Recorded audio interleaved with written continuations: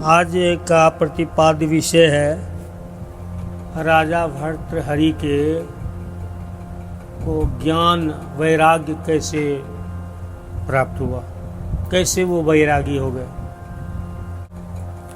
राजा भर्तृहरि के राज्य में किसी पुरुष को एक अमृत फल मिला, किसी ने उसको एक अमृत फल दिया। कहा कि उस फल खाने से कभी भी बुढ़ापा नहीं आएगा, सदा यौवन अवस्था युवा अवस्था में रहेगा, रोग व्याधि कभी नहीं सताएगा और काफ़ी वर्षों तक जीवित रहेगा। तो उस पुरुष ने उस अमर फल को लेकर सोचा, यदि मैं इस अमर फल को खाता हूँ तो हमें इतने दिन तक जीने की क्या आवश्यकता है। इतना दिन मैं जी ही गया तो क्या कर सकता हूँ। तो इस फल को ऐसे आदमी को दिया जाए कि जो किसी का भलाई करे, ज़्यादा दिन जिए तो किसी का भलाई करे। इस फल को जो हमारे राज्य के राजा हैं, राजा भर्तृहरि के पास जाके दे देते हैं। वो धर्मनिष्ठ राजा हैं, वो जनता का पालन पोषण करते हैं, प्रजा का दुख सुख में साथ देते हैं। तो ऐसे राजा यदि ज़्यादा दिन तक जिएगा तो ये राज भी ज़्यादा दिन तक टिकेगा। तो ये फल हम उसी को पहुंचा देते हैं। ये फल लेकर के वो राज दरबार पहुंच गए, वो पुरुष राज दरबार पहुंच गए फल लेकर के।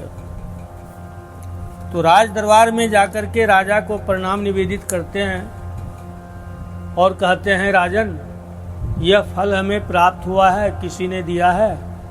तो इस फल का ये गुण है कि ये कभी बुढ़ापा नहीं आएगा, सदा युवावस्था में बना रहेगा, रोग व्याधि कभी नहीं व्यापेगा, दीर्घायु तक जिएगा, बहुत दीर्घायु होगा ये मनुष्य और सदा युवावस्था को ही रहेगा, कभी वो बुढ़ापा नहीं आएगा। तो राजा ने फल ले लिया और उस व्यक्ति को, उस सज्जन को, उक्त सज्जन को पारितोषिक यानी पुरस्कार भी दिया उसको। और वो सज्जन वापस आ गए। वो राजा सोचा, खाना चाहा फल को, कुछ दिन रख करके उस फल को खाना चाहा। तो राजा सोचा कि यदि मैं ये फल खा लूँगा तो मैं सदा तो युवावस्था में रहूँगा, हमारी रानी महारानी तो बूढ़ी हो जाएगी, हम तो सब दिन जवान ही रहेंगे। तो उस फल को क्यों न, वो अपने महारानी से बहुत प्यार करता था, तो उसने महारानी को दे दिया फल और सारे गुण बता दिया इस फल को खाने से क्या होता है। उस महारानी को अपने ही राज्य के मंत्री से प्यार था, राजमंत्री से प्यार था। उसने सोचा कि यह फल क्यों न मंत्री को दे दिया जाए। संध्या समय हुआ, मंत्री आया, उसने मंत्री को उस फल को दे दिया और मंत्री को सारे गुण बता दिया इस फल का क्या गुण है। अभी बताया ना मैंने इस फल में क्या गुण है। तो मंत्री को भी गांव के, नगर के किसी वैश्या से प्यार था। उसने क्या किया, उस फल को उस जाके वैश्या को दे दिया, क्योंकि उसको वैश्या से प्यार था। वो फल वैश्या को दे दिया, वैश्या ने फल ले लिया, मंत्री वहां से वापस आ गया। वैश्या सोचा कि यदि, और सारे गुण बता दिए इस फल का क्या गुण है। तो वैश्या सोचा कि इस फल को हम खाएंगे, इतनी लंबी आयु जिएंगे, युवावस्था रहेगा मेरी, तो हमसे तो बहुत ज़्यादा पाप होगा, हमारे लिए तो नरक का दरवाज़ा खुल जाएगा। इसलिए क्यों न इस फल को राजा को दे दिया जाए, क्योंकि राजा इस फल खाएगा तो प्रजा का भलाई करता है। दिन रात राजा जो है प्रजा के भलाई में लगे रहता है, उनके दुख सुख में लगे रहता है, कभी प्रजा को दुखी नहीं देखना चाहता है। ऐसे राजा को दें। उस फल को लेकर के वैश्या दरबार में आ गई, राजा के दरबार में। राजा को प्रणाम निवेदित किया, कहा कि राजन इस फल को मैं किसी ने हमें दिया है, ये फल आप ले लीजिए, और इसके खाने से यो अवस्था रहता है, कभी बुढ़ापा नहीं आता है और रोग व्याधि भी नहीं व्यापता है। तो मैं सोचा कि मैं फल क्या करूंगी, राजा को दूंगा, यह फल आपके लिए है और आप इस फल के लिए हैं। राजा ने पूछा कि तू ये बता कि ये फल तूने लाया कहाँ से, ये फल को तुमको किसने दिया। तो बेचारी कहा कि हमें इस बात का पता नहीं है, ये फल आप ले लीजिए, और किसने दिया ये कहने की बात नहीं है राजा, आप ले लीजिए। कहा सच सच बताओ, यह फल तुमको किसने दिया, यह फल चोरी का है और तेरे पास कहाँ से आया, बताओ, नहीं तो तुम्हें भी सजा मिलेगी। तो वैश्या बोली कि चोरी का है या नहीं, इस बात से हमें कोई ज़रूरी नहीं है, इस बात का हमें पता भी नहीं है कि चोरी का है, लेकिन इस फल आपके ही राज्य के मंत्री ने हमको दिया था। अब उस राजा को क्रोध में आकर के, आवेश में आकर के मंत्री को बुलवाया। मंत्री को बुलाते हैं और मंत्री को पूछता है कि तू बता कि ये फल तुम कहाँ से लाया। अब मंत्री कहता है कि सरकार, सर झुका लिया, सरकार यह बात मत पूछिए कि कहाँ से लाया। कहा सच सच बताओ, ये फल चोरी का है, ये सच सच बताओ, नहीं तो तुम्हें दंड दिया जाएगा। कि सरकार यह बात मत पूछिए कहाँ से आया, यह बात मत पूछिए सरकार, यह बात मैं बता ही नहीं सकता हूँ। कहा कि तुम अब दंड सहने के लिए तुम तैयार हो जाओ, तुम्हारा सर को धड़ से अलग कर दिया जाएगा, सच सच बताओ। उसे खूब जोर से क्रोध से डांटा। अब वो डरते कांपते स्वर में बोला कि हुजूर, यह फल आपकी ही पत्नी रानी ने हमें दिया है। इतना कहते राजा को झटका लगा। राजा को इतना झटका लगा कि राजा सोचने लगे, जिस रानी को हमने इतना प्यार करता हूं, वही रानी हमारे साथ धोखा दिया। उसको संसार से विरक्ति हो गई और सोचा कि अब जो है इस राज्य में रह के हम क्या कर सकते हैं। धिक्कार है ऐसे पुरुष को, धिक्कार है ऐसे स्त्री को जो कि अपने ही पराये का ज्ञान नहीं रखा, जिसको मैंने अपना प्राणों से भी प्यार करता था, वही स्त्री जो है मंत्री से प्यार करता है, मंत्री किसी और से प्यार करता है। तो उसी समय राजा को वैराग उत्पन्न हुआ। राजा को वैराग उत्पन्न हुआ, तत्क्षण राजा वहां से चल दिया, राजपाट सब चीज छोड़ दिया राजा। अब भर्तृहरि की आंखें खुली, राजा भर्तृहरि की आंखें खुली। दुख के साथ उन्होंने कहा, जिसे मैं दिलो जान से प्यार करता था वह किसी दूसरे से प्यार करती है, जिससे वह प्यार करती है वह भी किसी और से प्यार करता है, कैसी दुनिया है यह। और बैराग के आंसू आंखों में छलकने लगे और बोले कि इस तरह का अपनी जिंदगी को उन्होंने धिक्कारा और अपनी स्त्री को धिक्कारा। महाराज भर्तृहरि ने जीवन की वास्तविकता को समझ लिया और उनकी आंखें खुली, उन्हें वैराग हो गया।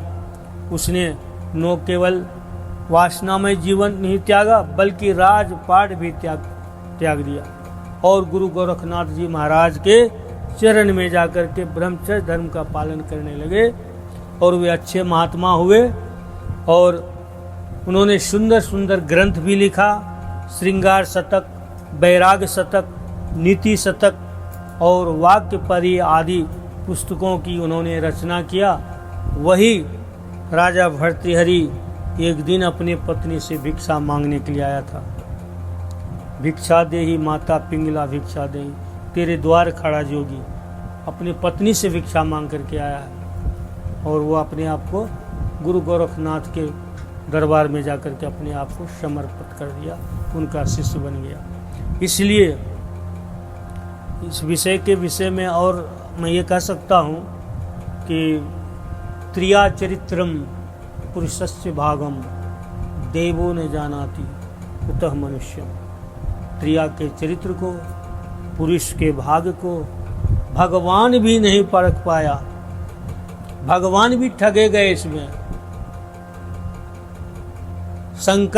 भगवान शंकर ने भी पार्वती सा परीक्षा लिया। शंकर बसहा पे जा रहे थे और जब चल रहे थे तो भगवान शंकर ने कहा कि तू थोड़ी देर रुको पार्वती, मैं थोड़ा सा प्रणाम करके आता हूँ। तो प्रणाम किया। कहा कि आपने यहाँ पर बंजर भूमि में कहाँ प्रणाम किए, किस लिए प्रणाम किए? कहता यहाँ सत्संग हुआ था इसलिए जगह यह धरती धन्य है जहाँ सत्संग हुआ। धन्य भूमि जहाँ सत्संग होता है। फिर आगे गया तो एक जंगल के पास जा करके वहाँ भी प्रणाम किया बसहा से उतर के। तो शंकर भगवान ने, फिर पार्वती ने पूछा कि यहाँ जंगल में कहाँ किसको प्रणाम किए? कहता यहाँ सत्संग होने वाला है इसलिए प्रणाम किए। और वह जानते थे, वो खोज में निकले थे श्री रामचंद्र जी के को दर्शन पाने के लिए। भगवान शंकर भगवान रामचंद्र की आराधना करते हैं और राम जी शंकर की आराधना करते हैं। वहाँ जब वो सोचा था कि रामचंद्र से हम अभी मिलना है, लेकिन मिलना जो है इस समय उपयुक्त नहीं होगा। क्यों? वह पत्नी के विरह में जंगल जंगल खोज रहा है सीता को, वन से, पशु से, पक्षी से पूछ करके व्याकुल अवस्था में है। हाँ, इस समय भगवान से मिलना, वो कुशल क्षेम पूछना ठीक नहीं होगा। तो उन्होंने नहीं मिला, दूर से ही प्रणाम किया भगवान को। पार्वती बोली कि हम थोड़ा प्रभु रामचंद्र से भेंट करके आते हैं, आप थोड़ा रुकिए यहाँ। भगवान शंकर बोले ठीक है जाओ, भेंट करके आओ। अब पार्वती वहाँ सीता का रूप बना लिया।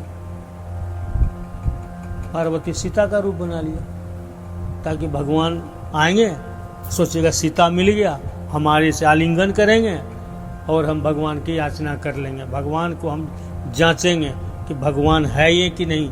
जिसको शंकर भगवान इस तरह से उनकी दुहाई बोलते हैं, वाकई में भगवान राम हैं कि नहीं, ये तो पुरुष रूप में है।